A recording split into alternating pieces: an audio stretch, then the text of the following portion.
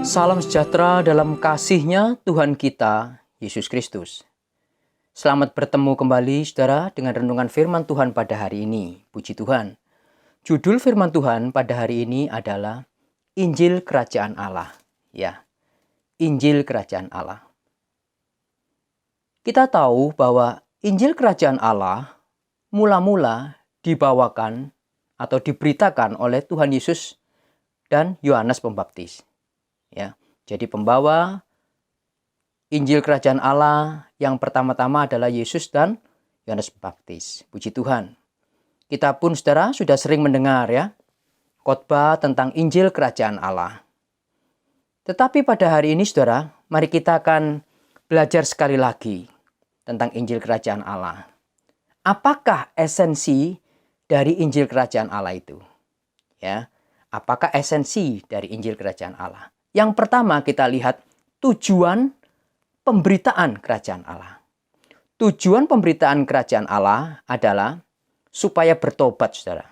Ya, kita baca dalam Matius pasal 3 ayat yang kedua. Bertobatlah sebab kerajaan sorga sudah dekat. Matius 4 ayat 17. Sejak waktu itulah Yesus memberitakan, bertobatlah sebab kerajaan sorga sudah dekat. Puji Tuhan. Jadi baik Yohanes Pembaptis maupun Tuhan Yesus sama-sama memberitakan Injil Kerajaan Allah yang tujuan pemberitaannya adalah untuk bertobat. Puji Tuhan. Sekarang kita lihat isi dari Injil Kerajaan Allah. Yang pertama, saudara, isi dari Injil Kerajaan Allah adalah teguran. Ya, teguran. Kita baca dalam Matius 3 ayat yang ke-7b. Matius 3 ayat 7b. Hai kamu keturunan ular beludak. Siapakah yang mengatakan kepada kamu bahwa kamu dapat melarikan diri dari murka yang akan datang? Wah, ini suatu teguran yang keras ya. Ahli Taurat Farisi disebutkan, hai kamu keturunan ular beludak. Matius 23 ayat yang ke-27b, saudara ya. Matius 23 ayat 27b. Yesus berkata, hai kamu orang-orang munafik. Sebab kamu sama seperti kuburan yang dilabur putih, yang sebelah luarnya memang bersih tampaknya, tetapi sebelah dalamnya penuh tulang belulang dan pelbagai jenis kotoran. Ya, Tuhan Yesus juga memberi teguran, saudara, kepada ahli Taurat dan orang-orang Farisi. Kita baca lagi dalam Matius 14 ayat 3 sampai 4. Sebab memang Herodes telah menyuruh menangkap Yohanes, ya. Di sini yang maksud Yohanes Pembaptis, membelenggunya dan memenjarakannya berhubung dengan peristiwa Herodias, istri Filipus saudaranya. Ayat 4. Karena Yohanes pernah menegurnya, katanya, tidak halal engkau mengambil Herodias. Luar biasa ini, saudara ya.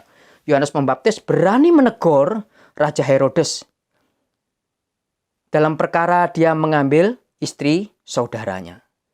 Ya, kita tahu, saudara, akibat dari teguran ini Yohanes Pembaptis harus dipancung kepalanya, ya. Karena dia membawakan Injil Kerajaan yang isinya teguran, dia harus rela kepalanya dipancung. Tuhan Yesus juga membawakan Injil Kerajaan isinya teguran, membuat sakit hati ahli-ahli Taurat dan Farisi, sehingga Yesus juga disalibkan. Puji Tuhan. Selain itu, saudara, isi dari Injil Kerajaan yang kedua adalah nasihatnya. Lukas 3 ayat yang ke-13. Jangan menagih lebih banyak dari yang ditentukan. Ya, jangan menagih lebih banyak dari yang ditentukan. Ini bicara nasihat supaya tidak korupsi, saudara. Lukas 3 ayat 14.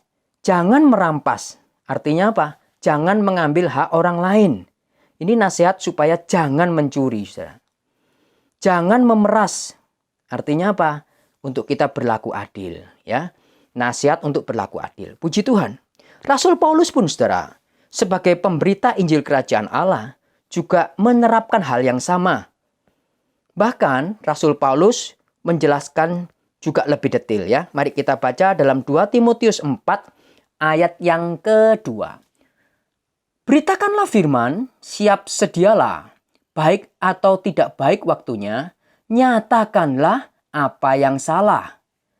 Tegurlah dan nasihatilah dengan segala kesabaran dan pengajaran. Kita sambung dengan pembacaan di 2 Timotius 3 ayat yang ke-16.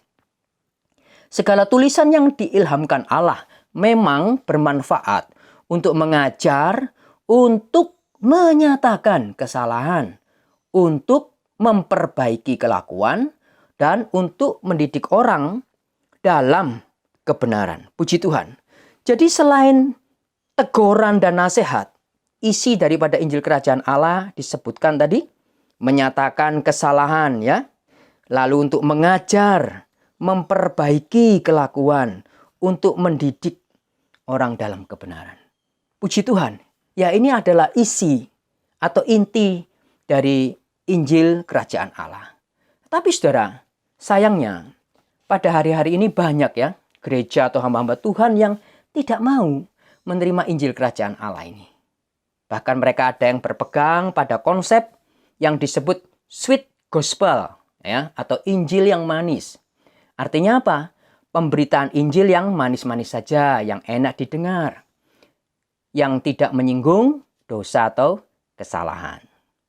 Ada juga hamba Tuhan atau gereja yang berpendapat bahwa mimbar gereja tidak boleh dipakai untuk menegur, menasehati, apalagi menyatakan kesalahan atau dosa.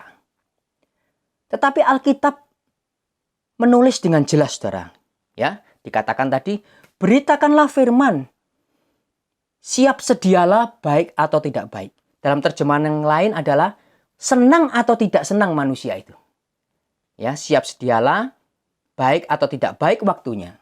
Nyatakanlah apa yang salah, tegurlah. Ya, otomatis saudara, kalau kita menyatakan yang salah, yang tegur, banyak orang yang tidak suka. Tapi ini adalah isi dari Injil Kerajaan Allah yang sesungguhnya. Tegurlah dan nasihatilah, ya. Lalu untuk mengajar, memperbaiki kelakuan.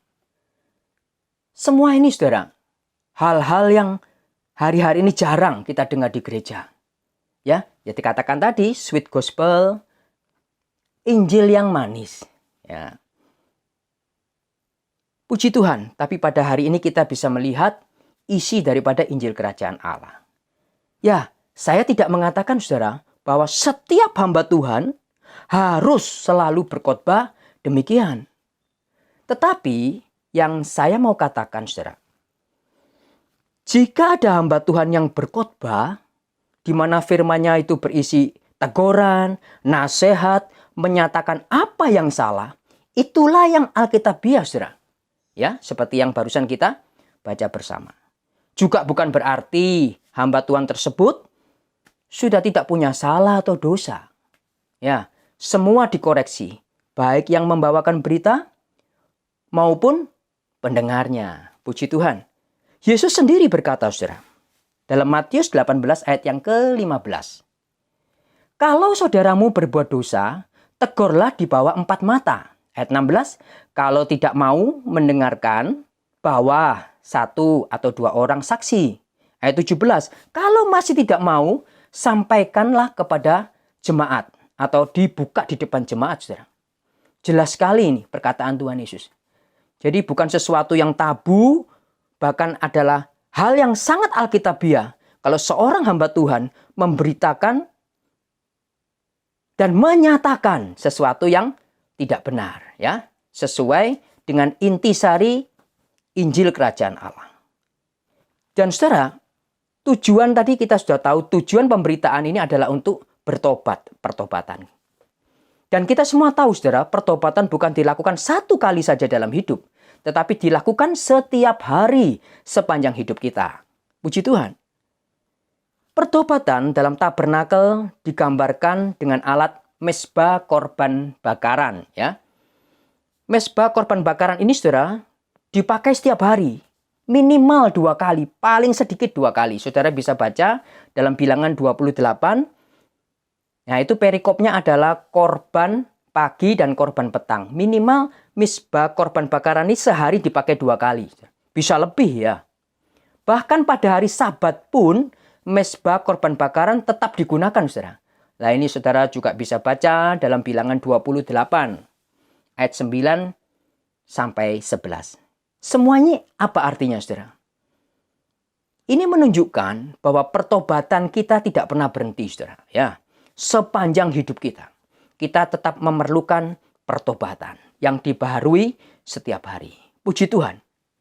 Tanpa Injil Kerajaan Allah tidak akan ada perubahan, saudara. Ya, tanpa Injil Kerajaan Allah tidak ada pemulihan. Tanpa Injil Kerajaan Allah tidak ada kebangunan rohani. Puji Tuhan. Pada hari ini, saudara, saya sudah memberitakan Injil Kerajaan Allah dan saudara sudah mendengarnya. Bertobatlah, sebab Kerajaan Allah sudah dekat. Puji Tuhan.